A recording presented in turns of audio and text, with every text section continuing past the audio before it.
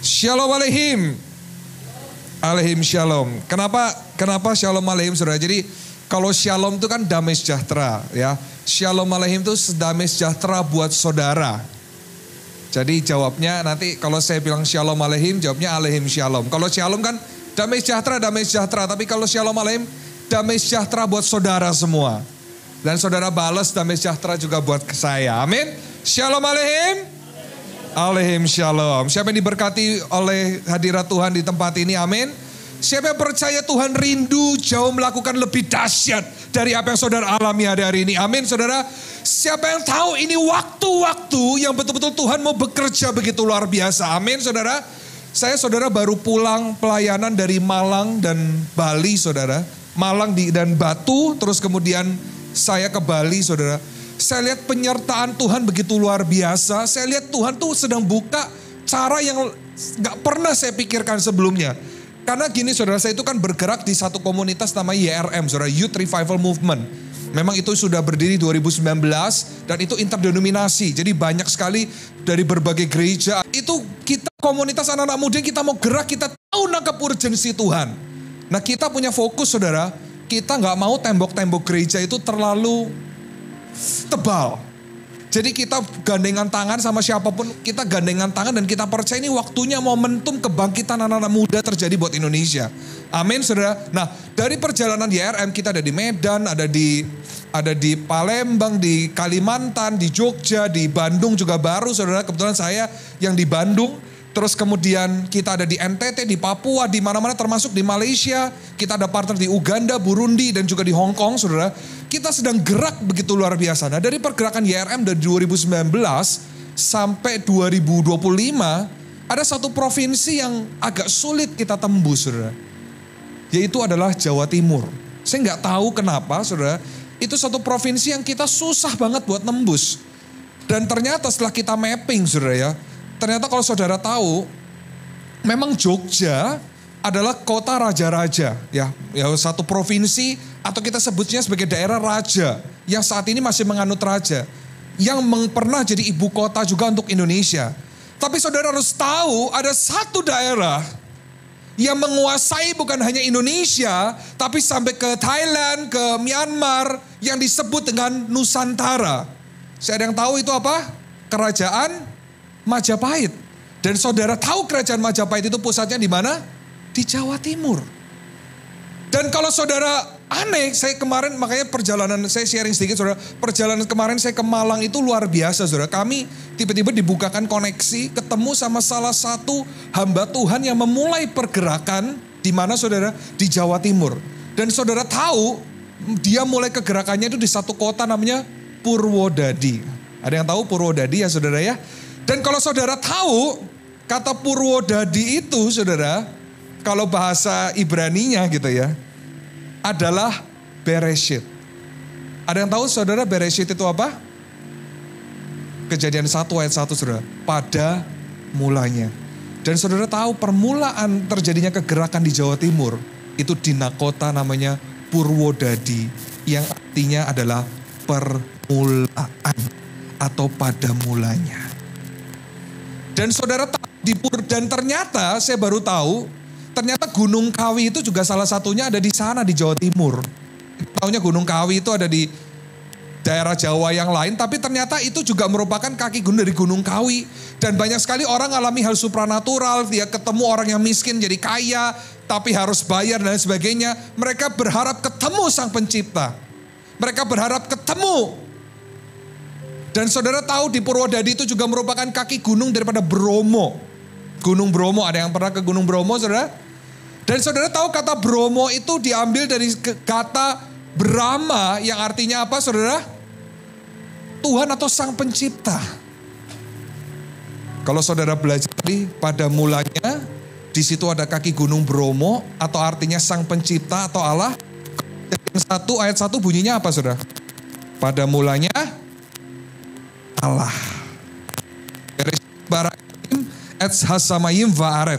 Pada mulanya Allah menciptakan langit dan bumi. Ya, di situ saudara permulaan ada satu hamba Tuhan.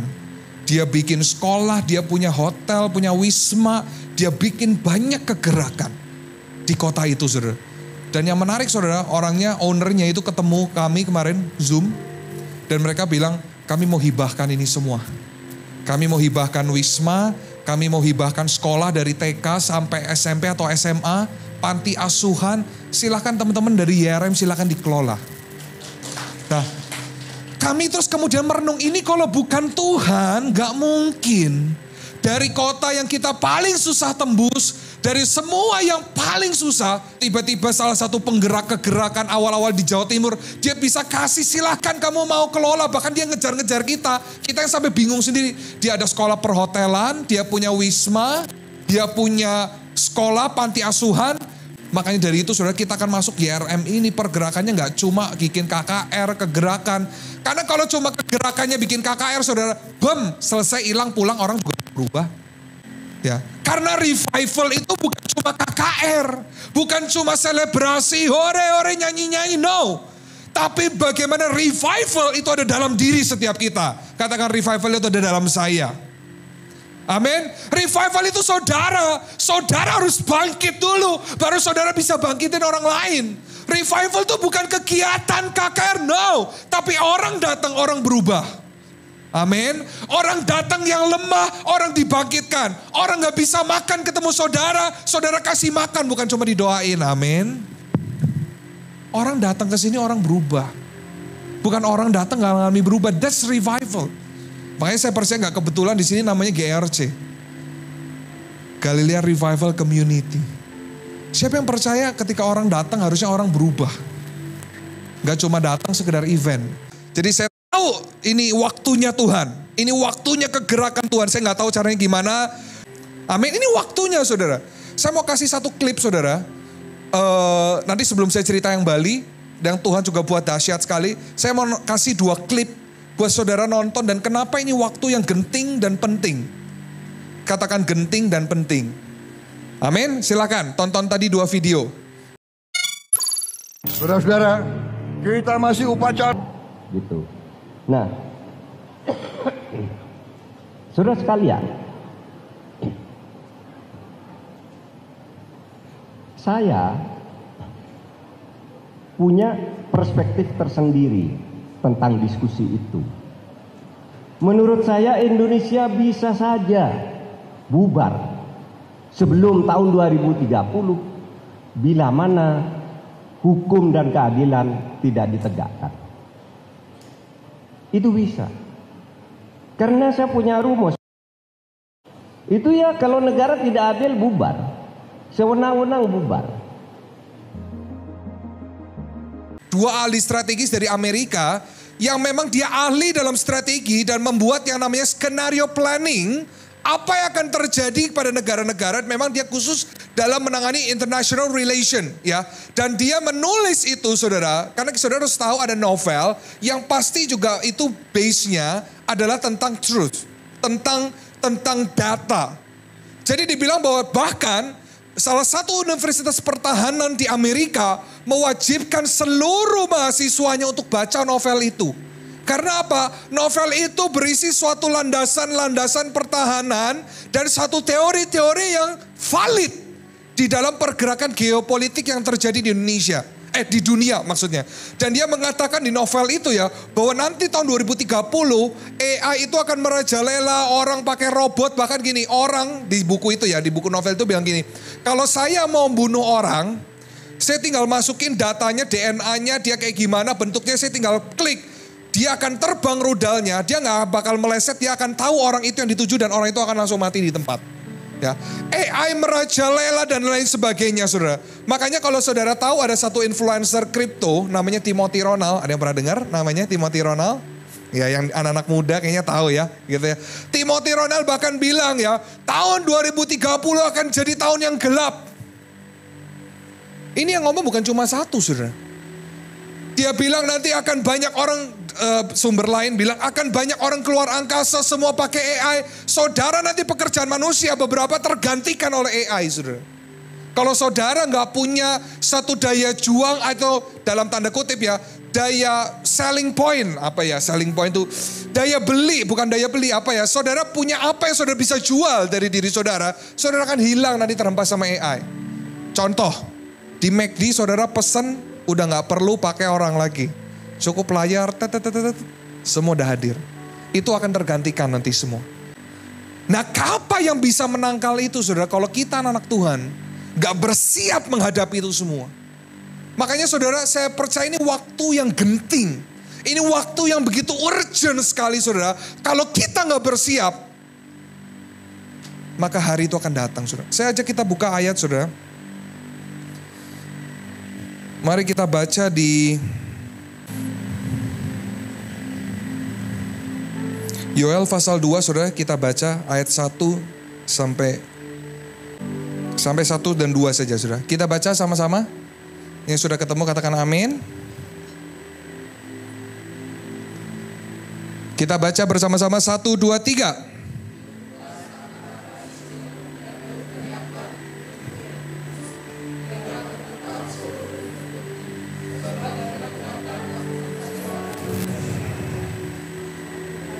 Ayat 2.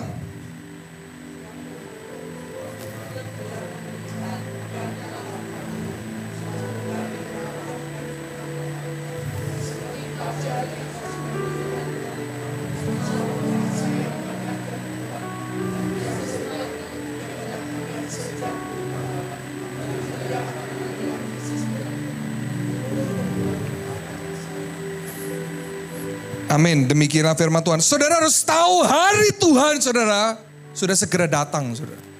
Kalau kita gak siap-siap, kalau kita gak sungguh-sungguh saudara menyiapkan hidup kita saudara, jangan sampai kita terwipe. Ini waktunya gereja Tuhan bangkit. Ini waktunya kita sama-sama bersatu meminta satu pertobatan buat bangsa ini. Kalau sampai hari murka itu datang saudara, gak ada yang luput saudara. Buka slide-nya sekarang. Karena saya tahu ini waktunya Tuhan, ini udah singkat banget saudara. Makanya ini waktu Tuhan buka banyak pintu dan makanya saya, ayolah kita kerjakan apa yang kita bisa kerjain buat Tegal. Amin saudara. Yuk kita baca 1, 2, 3. Katakanlah kepada mereka, demi aku yang hidup, aku tidak berkenan kepada kematian orang fasik. Melainkan aku berkenan kepada pertobatan orang fasik itu. Dari kelakuannya supaya ia hidup. Bertobatlah, bertobatlah dari hidupmu yang jahat itu. Mengapakah kamu akan mati, hai kaum Israel? Saudara garis bawah katakan, aku ini Tuhan tidak berkenan kepada kematian orang fasik. Tuhan gak mau sebenarnya saudara. Tapi sekali lagi karena keadilan Allah, saudara Tuhan harus datangkan itu. Tapi apa saudara? Melainkan aku berkenan kepada pertobatan orang fasik itu. Saudara jangan kira orang fasik itu orang yang gak percaya Yesus. Enggak saudara. Apa cirinya saudara sudah mulai gak percaya lagi sama Tuhan, dong gak ada iman. Saudara Roma pasal 20 ayat 21. Kita baca di mana aja saudara. 1, 2, 3. Tetapi terhadap janji Allah ia tidak bimbang karena ketidakpercayaan. Malah ia diperkuat dalam imannya dan ia memuliakan Allah dengan penuh keyakinan bahwa Allah berkuasa. Tapi dikatakan ini, but he grew strong and empowered by faith. Dia bertumbuh di dalam iman. Dikatakan ayat 21, being fully convinced. Saudara bertumbuh di dalam iman sampai saudara yakin di dalam Tuhan. Kalau saudara gak bertumbuh dalam iman saudara, bahkan saudara gak yakin dia ini Tuhan Juru Selamat, saya yakin bertobat, dia apa yang dia kerjakan, saya mau ikut kemanapun dia pergi. Kalau saudara gak punya fully convinced, dengan iman yang terus bertumbuh, saudara pasti terlewat. Saudara akan kena maksud saya. Saudara ditawarin uang, nanti kalau masa kesusahan itu datang saudara, kita gak bisa beli barang saudara. Mau nyangkal Yesus atau mau nyangkal Yesus bisa beli ke Indomaret misalkan gitu. Kalau kamu gak mau nyangkal gak bisa. Makanya itu harus dilatih sekarang saudara. Saudara harus punya iman yang kuat. Sekarang saya punya pertanyaan saudara. Siapa yang percaya Tuhan sedang merindu membangkitkan hal-hal supranatural dalam diri kita? Amin. Siapa yang percaya kalau Petrus bisa berjalan di atas air, saudara juga bisa jalan di atas air? Amin. Amin. Kalau Elia bisa nurunin api dari surga, saudara juga bisa. Amin. Amin gak nih? Kalau saudara gak ada makanan, bisa minta burung nganterin makanan. Amin. Pertanyaan saya, hal supranatural itu buat orang yang penuh iman, imannya penuh saudara, atau orang yang kekurangan iman? Imannya penuh dan tidak melihat keadaan. Ada lagi? Yang bilang imannya penuh angkat tangan. Angkat tangan. Yang bilang bahwa hal supranatural itu buat orang yang kekurangan iman angkat tangan. Gak ada yang angkat tangan ya. Kita buka Ibrani pasal 11 ayat 35. Gak ada di sini. Buka ayat itu. Ibrani 11 ayat 35. Ini saya harus mulai dengan ini saudara, supaya saya tahu ini waktu-waktu yang gak mudah, tapi ini waktu yang juga Tuhan pengen supaya ada pertobatan dengan tanya kita. Ibrani pasal 11 ayat 35. Saudara baca 1, 2, 3.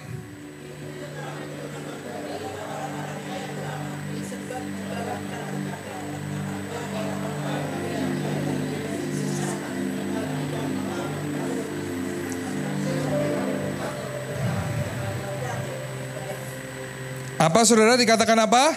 Ibu-ibu telah menerima kembali orang-orang yang telah mati sebab dibangkitkan. Saudara baca kalimat berikut ini saudara. Tetapi orang-orang lain apa saudara? Membiarkan dirinya disiksa dan tidak mau menerima pembebasan supaya... Dengar ini saudara. Ada orang yang punya hak untuk bebas. Berdasarkan ayat ini saudara. Tetapi ada orang-orang yang membiarkan dirinya disiksa dan tidak mau menerima pembebasan. Sebenarnya dia bisa, tapi dia gak mau. Supaya mereka beroleh kebangkitan yang lebih baik. Artinya apa saudara? Supranatural itu buat orang-orang yang kurang iman. Karena kalau dia imannya penuh saudara, dia akan membiarkan dirinya disiksa lebih lagi. Karena dia tahu ada kebangkitan yang lebih baik Tuhan sediakan.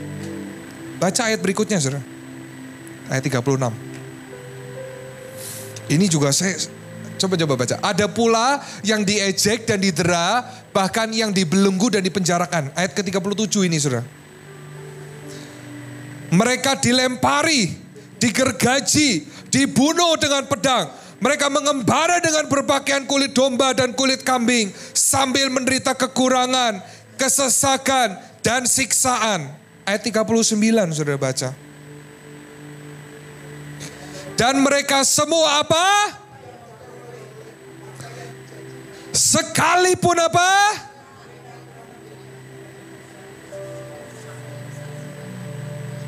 Mereka sudah digergaji saudara, dipotong, tadi dibunuh dengan pedang, dilempari saudara. Dan apa saudara? Mereka tidak memperoleh apa yang dijanjikan itu. Sekalipun iman mereka telah memberikan kepada suatu kesaksian yang, ayat berikutnya, sebab Allah telah menyediakan sesuatu yang lebih baik bagi kita. Tanpa kita, mereka tidak sampai kepada kesempurnaan.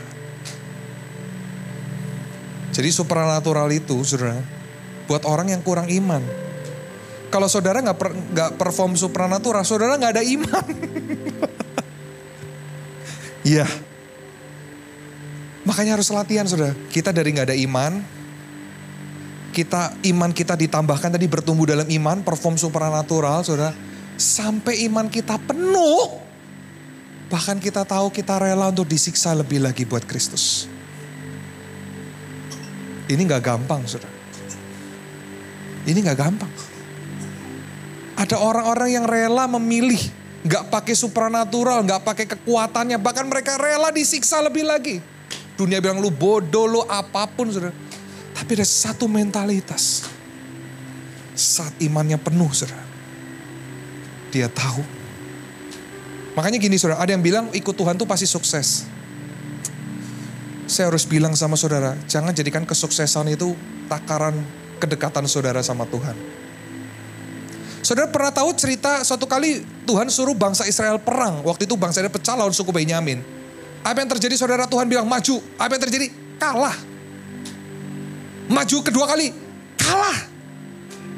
Yang ketiga baru menang. Jangan saudara patok, saudara dengar suara Tuhan. Kalau Tuhan bicara pasti sukses. No. Tuhan itu bukan investasi, saudara nabur sekian banyak supaya saya bisa dapat, saya nabur 1 juta supaya dapat 10 juta. Kalau saya nabur 1 juta 30 kali lipat 30 juta, hey, bukan. Bahkan seringkali ikut Tuhan tambah rugi. Waduh, pengajaran apa ini? Tapi ini saudara, ada orang yang rela, dia bisa bebas. Tapi orang rela ketika imannya penuh, saudara, dia rela berikan. Ini step yang gak mudah, saya pun masih merenungkan saudara. Itu step pertumbuhan iman. Dari saudara gak percaya, saudara percaya. Sampai imannya ditambahkan, saudara bisa perform. Tapi satu titik ketika iman saudara penuh, bahkan saudara gak pakai itu. Karena iman saudara teguh sama Tuhan, Tuhan tahu. Karena tanpa kita, mereka tidak sampai berkesembuhan. Itu apa sih saudara? Mereka itu siapa saudara? Petrus yang disalib terbalik. Rasul-rasul yang dilempari batu saudara. Mereka gak sampai kepada kesempurnaan. Kalau saudara gak disalib terbalik, gak digergaji tadi saudara. Mereka gak sampai kepada kesempurnaan. Makanya Paulus berkata ada tanda Kristus dalam diriku. Saat saudara balik ke surga kalau tubuhnya utuh, ya sudah. Tapi mungkin sudah tangannya potong satu, yes demi Kristus. Paulus bersorak-sorai. Siapa tahu ini gak mudah tapi anugerah Tuhan memampukan setiap kita. Amin. Saya waktu mama saya tanya gitu ya, mami saya nanya mau sharing apa? Saya bilang hari murka Allah. Waduh emang harus sharing itu katanya. Gak apa-apa saudara. Saya tahu ini gak gampang tapi saudara harus prepare.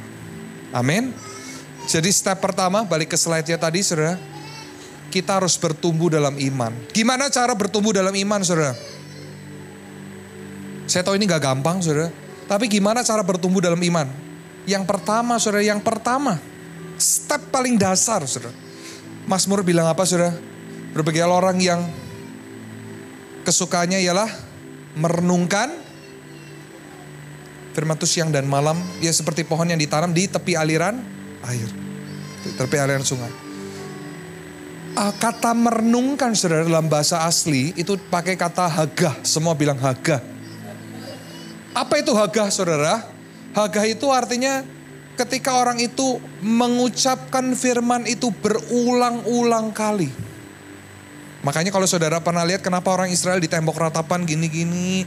Mereka punya doa namanya sidur yang terus diucapkan berulang-ulang.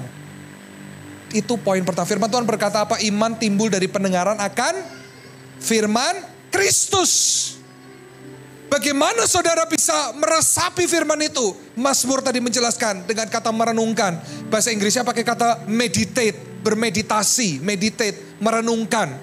Meditate itu apa saudara? Dalam bahasa aslinya hagah. Saudara ketika saudara diam, saudara ucap firman berulang-ulang, jangan pikiran kosong. Jadi saudara, ayo kita terus bertumbuh. Ucapkan tadi firman itu berulang-ulang. Saudara mencipta dengan firman terus berulang. Kata hagah itu merenungkan, meditate. Saudara ucapkan sampai saudara itu resapi saudara. Sampai itu jadi dalam hidup saudara. Makanya kalau saudara sudah malas baca firman, jangan harap saudara bertumbuh dalam iman. Baca firman gak pernah, baca aja gak diucapkan. Itu kunci paling dasar saudara. Itu kunci paling dasar. Amin. Oke, baca Lukas 12, 31, 32. 1, 2, 3.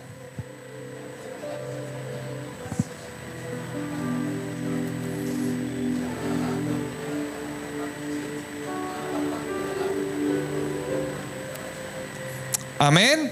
Yang pertama, step pertama, kunci pertama adalah bertumbuh. Tuhan rindu menambahkan iman kita. Yang kedua saudara, dikatakan ayat 32, jangan takut hai kamu kawanan kecil, karena Bapamu telah berkenan memberikan kamu kerajaan itu. Apa yang perlu kita persiapkan masuk di musim yang baru saudara? Maintaining fellowship with people in Christ. Atau kita sebutnya Earth connection. Artinya apa saudara? Saudara jaga hubungan dengan saudara-saudara seiman. Bukan hanya saudara-saudara seiman, saudara seperjalanan yang tahu bahwa Allah memberikan kerajaan kepada saudara. Meskipun saudara hanya kawanan kecil, Tuhan berkenan memberikan kerajaan itu kepada kamu.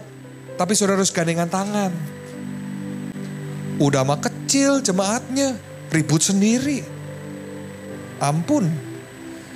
Orang Kristen udah jumlah paling kecil, ribut antar gereja. Come on. Karena gini sejarahnya orang Kristen, makin kamu tekan, dia makin kuat. Saudara sekarang bayangkan ya, di Bandung waktu itu ada gereja yang tidak boleh ibadah ya. Semua gereja ngomong, speak up. Berdoa bersama-sama. Tapi kalau jemaatnya diambil, ribut.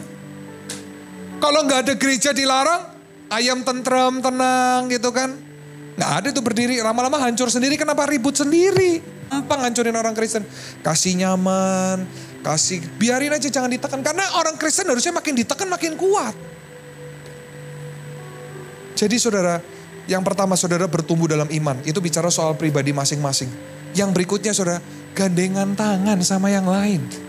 Kalau saudara Tuhan taruh di persekutuan ini tertanam atau bersama-sama bertumbuh di sini. Ayo bareng-bareng. Coba lihat kanan kirinya. Bilang, yuk bertumbuh bareng yuk. Bilang kanan kirinya, ayo kita bareng-bareng. Gak bisa sendiri saudara. Memenangkan satu kota, memenangkan satu daerah, gak bisa sendiri. Ini bukan zamannya one man show. Ini bukan zamannya Superman, ini zamannya super team, amin. Jangan saudara ribut, udah mah kecil ribut sendiri saudara. Nanti dibawa sama KDM ke barak militer saudara, kalau ribut wae gitu kan. Sorry, beda gubernur ya saudara ya. Meskipun kamu kecil, saudara harus tahu, saudara itu destiny yang Tuhan sediakan itu besar. Saudara harus gandengan tangan. Jangan ngomongin yang lain, tapi berkati yang lain. Kalau ada kesusahan berkati. Kalau ada yang lapar jangan cuma doain, kasih makan saudara. Siapa yang percaya waktunya GRC? Sekali lagi revive, bangkit. Sekali lagi orang bisa ngalami Tuhan lagi. Orang ngalami dijamah, orang ngalami jasmani, rohani, diberkati dari tempat ini. Amin. Kuncinya apa? Satu. Jangan ngomongin yang lain. Gandengan tangan. Amin. Ayat yang poin ketiga. Ibrani 12, 22-25. Jagalah supaya kamu jangan menolak Dia yang berfirman, sebab jikalau mereka yang menolak Dia yang menyampaikan firman Allah di bumi tidak luput, apalagi kita jika kita berpaling dari Dia yang berbicara dari surga. Saudara, yang pertama iman saudara ditingkatkan, yang kedua saudara jaga hubungan dengan antar rekan seperjalanan ini, yang ketiga saudara punya terus koneksi dengan surga. Bahkan kalau saudara baca di ayat berikutnya, ini bukan bicara soal Tuhan. Ada orang-orang kudus, karena di situ bilang orang-orang yang sebelumnya sudah ada. Malaikat-malaikat, saya mempercayai saudara akan mengalami pelayanan malaikat lebih nyata lagi di tempat ini. Amin saudara. Itu yang Tuhan mau rindukan. Saudara setaut, saudara itu dikasih malaikat. Saudara bisa komunikasi, saudara bisa kerja bersama. Maintaining heavenly connection. Itu yang Tuhan juga lagi mau buka. Dengan orang-orang kudus, dengan malaikat-malaikat, terutama dengan Tuhan. Roh Kudus yang akan menyingkapkan semua. Makanya apa? Sebab jikalau mereka yang menolak Dia menyampaikan firman Allah, tidak luput. Apalagi kita jika kita berpaling dari Dia yang berbicara dari surga. Saya mempercayai hari-hari ini Tuhan rindu saudara dilatih sama Roh Kudus, sama Roh kebenaran yang mau melatih setiap kita. Amin saudara. Ada malaikat-malaikat yang siap melatih orang-orang kudus yang mau melatih saudara. Orang-orang kudus ini lagi ngeliatin, ayo dong GRC nih, come on. Paulus lagi ngeliatin, kapan ini? Thomas, Paulus. Amin. Amin. Siapa yang percaya dalam waktu yang gak lama gak ada lagi kursi kosong di tempat ini. Amin. Tadi iman saudara bertumbuh. Yang kedua, saudara ini gandeng nih bareng-bareng kanan kiri depan belakang saudara. Jaga nih gandengan. Jangan ngomongin satu sama yang lain. Berikutnya apa? Saudara rindu. Tuhan yang mengajar. Orang-orang kudus, malaikat, pelayanan malaikat diaktifkan di tempat ini, saudara. Orang dari luar dan ketemu Tuhan, orang udah ngalami Tuhan, saudara. Saya kemarin nyaksikan, saudara, di Bali ketika kami pelayanan, saudara. Itu ketika ada satu orang lokal, orang Bali. Karena gini, waktu kami pelayanan di Bali, rata-rata itu orang NTT yang pelayanan di sana. Jadi kita benar-benar rindu kalau bisa ada orang lokal yang lahir di situ. Orang Bali asli. Karena hanya dia yang punya kunci sebenarnya untuk membuka. Ada satu bapak-bapak, saudara, dia orang Bali asli gitu ya. Istrinya orang Makassar, tapi istrinya udah ikut pergerakan kita dari cukup lama. Lalu apa ya saudara? Dia tuh lihat anaknya kalau lagi doa di ruang doa tiba-tiba ada debu emas, tangannya debu emas. Dia gak pernah ngalami, jadi dia tuh agak setengah percaya lah. Kemarin ketika teman saya kesana, ketika kami kesana teman saya doain saudara. Apa yang terjadi? Tubuhnya tuh debu emas. Dia sampai ngomong, apa sih ini? Dia cuci tangan saudara. Begitu dia cuci tangan tambah banyak saudara. Debu emasnya saudara. Dia bilang mulai detik itu dia percaya. Dia bilang wow. Kali ini saya percaya. Dari dia gak pernah ngalami. Dia cuma lihat anaknya ngalami. Bahkan dia lagi bangun ruang doa itu, lagi renovasi. Tukangnya itu bilang gini, Pak, di sini ada penunggunya Pak, besar ini di belakang saya. Dia ceritanya tukangnya ini rada indigo gitu. Pak, ini ada penunggunya di belakang saya. Dia bilang gitu. Pak, tapi ini mah penunggunya ini mah baik. Penunggunya mah ini yang suka yang bersih. Katanya gitu. Terus dia bilang, itu Pak di pojok-pojok itu juga Pak ada yang jagain Pak. Itu badannya tinggi besar. Lalu dia bilang apa? Itu tempat kami taruh patok. Itu tempat kami taruh patok, di situ Pak ada malaikat-malaikatnya. Itu yang lihat bukan dia, bukan suaminya, tukang. Pak di situ Pak, dan itu persis di situ mereka taruh patok itu. Pelayanan malaikat itu nyata, saudara. Makanya kita terus, bukan berarti kita berharap ya. Tapi kalau kita jaga hubungan sama Tuhan. Itu malaikat otomatis. Saudara. Amin. Terakhir. Ibrani 6 ayat 11. 1, 2, 3. Tetapi kami ingin supaya kamu masing-masing menunjukkan apa? Kesungguhan yang sama. Yang menjadikan pengharapanmu suatu milik yang pasti sampai pada akhirnya. Apa yang saudara mau bicara? Kita tahu pengharapan itu bicara sesuatu yang di future, di masa depan. Ya kan?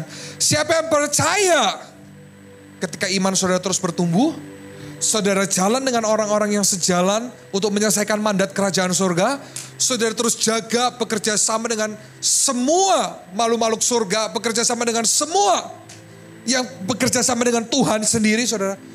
Saudara bahkan bisa menarik apa yang di masa depan ke masa sekarang, saudara.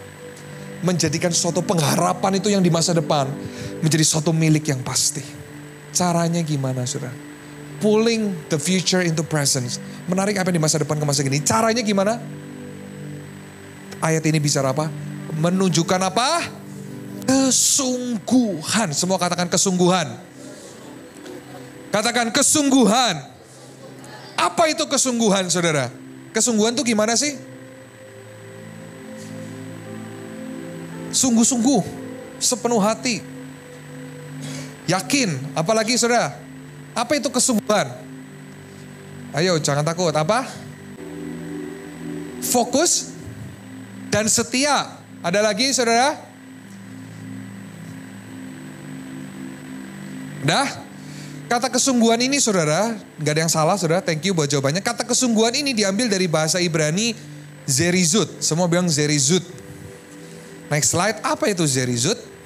Zerizut itu terdiri dari 3 huruf. Zayin, res, zayin. Zayin itu gambarnya apa saudara? Pedang. Dipotong saudara. Kalau saudara mau sungguh-sungguh rela dipotong. Kata res, ada yang tahu res itu apa saudara? Kepala. Lalu terakhir ada huruf zain lagi. Artinya apa saudara? Dipotong lagi.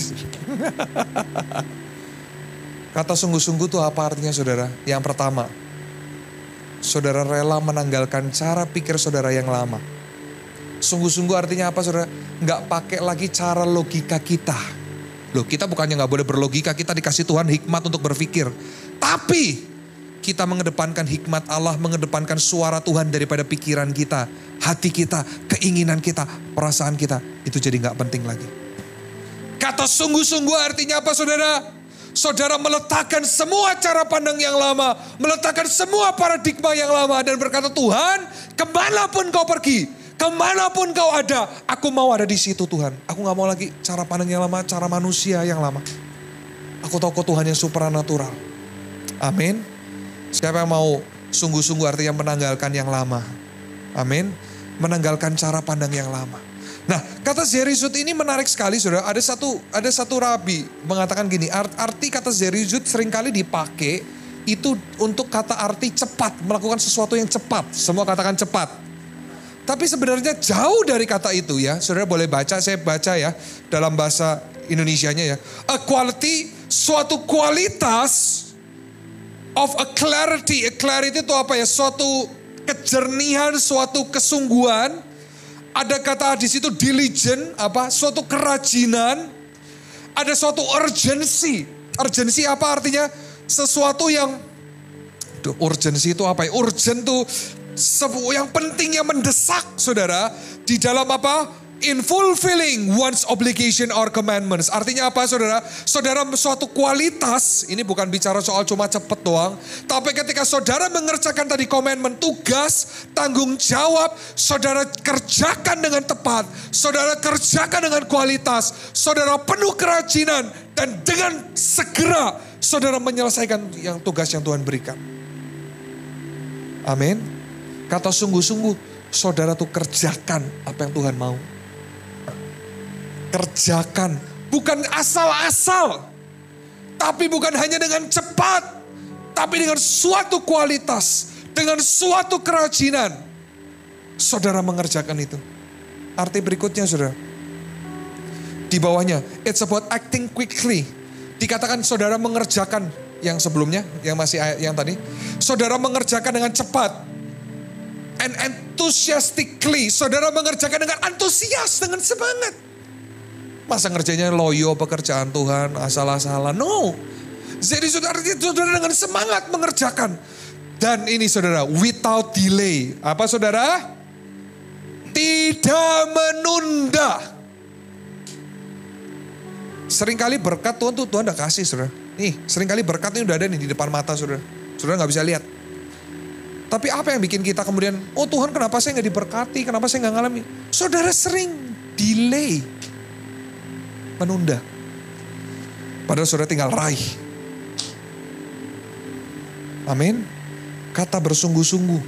Artinya saudara melakukan dengan cepat, dengan antusias, tanpa menunda. Dan ini saudara, prioritizing, memprioritaskan the completion of a task. Artinya apa saudara?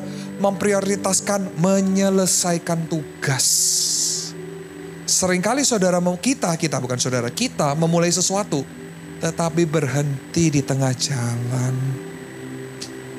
Saudara sudah antusias. Saudara sudah semangat. Saudara sudah cepat. Tapi bersungguh-sungguh artinya saudara menyelesaikan sampai dengan akhir. Bukan di tengah-tengah berhenti. Saudara. Ada tantangan, ada tantangan, gimana ya? Berhenti.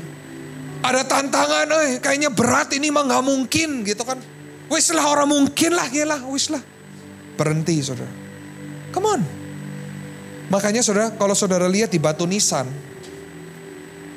ayat yang paling terkenal, aku telah menyelesaikan.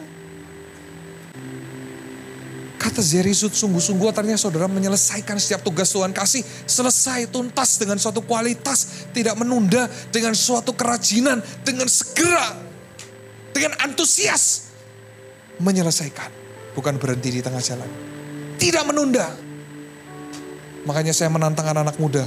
Kalian doalah, puasa, whatever. Apa yang Tuhan mau kerjakan. Dan jangan nunda. Segera. Apapun resikonya ambil. Nah ini saudara. One must not to stop in midstream. yang tidak berhenti di tengah-tengah pergerakan. Yang tidak berhenti di tengah-tengah aliran. Tetapi dia terus berusaha, dia terus melanjutkan dengan segera dan menyelesaikan semua pekerjaan yang baik itu, saudara. Amin. Kalau saudara mau ngalami apa yang di masa depan, saudara bisa ambil. Kalau saudara mau ngalami bagaimana Tuhan memberkati saudara, saudara mau ngalami gimana Tuhan mau memberikan sesuatu yang ajaib, pergerakan, pelayanan, pekerjaan, semua hal yang baik Tuhan mau berikan, jangan tunda. Segera ambil, kerjakan, dan selesaikan. Apapun resikonya, apapun tantangannya, selesaikan sudah bersama dengan Tuhan. Lekas segera. Ini yang juga menjadi tamparan saudara buat saya sebenarnya. Seringkali saya terutama ini sering menunda. Dan Tuhan sangat gak suka dengan penundaan. Saudara, Tuhan itu seringkali Tuhan itu udah greget mau memberkati saudara. Ya, saudaranya banyak menunda. Tuhan udah rindu untuk ngasih hal yang besar buat saudara. Tapi saudara gak nangkap harus ngerjain apa. Saudara gak rajin. Saudara gak antusias. Saudara gak dengan segera. Bahkan saudara menunda. Makanya apa sih dari poin 4 ini yang Tuhan mau berikan? Next. Siapa yang percaya Tuhan mau bikin ada lompatan iman dan lompatan financial buat setiap kita? Amin. Amin. Siapa yang percaya Tuhan mau berikan suatu lompatan iman dan lompatan financial buat tiap kita? Amin. Tadi kuncinya saudara. Apa yang di masa depan saudara bisa tarik? Jangan nunda. Bersungguh-sungguh. Apa yang Tuhan minta selesaikan. Amin. Amin. Saudara, survei membuktikan saudara. Apa yang menyebabkan orang tidak betah di gereja atau pindah ke gereja, ini menarik saudara.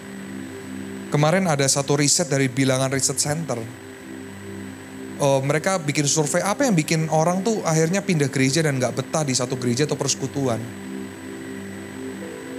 Adalah salah satu alasan yang cukup besar adalah karena pemimpin di tempat itu tidak punya visi, dia bilangnya. Di situ dibilang tidak punya visi dan gak tahu nih mau dibawa kemana arahnya. Gitu ya.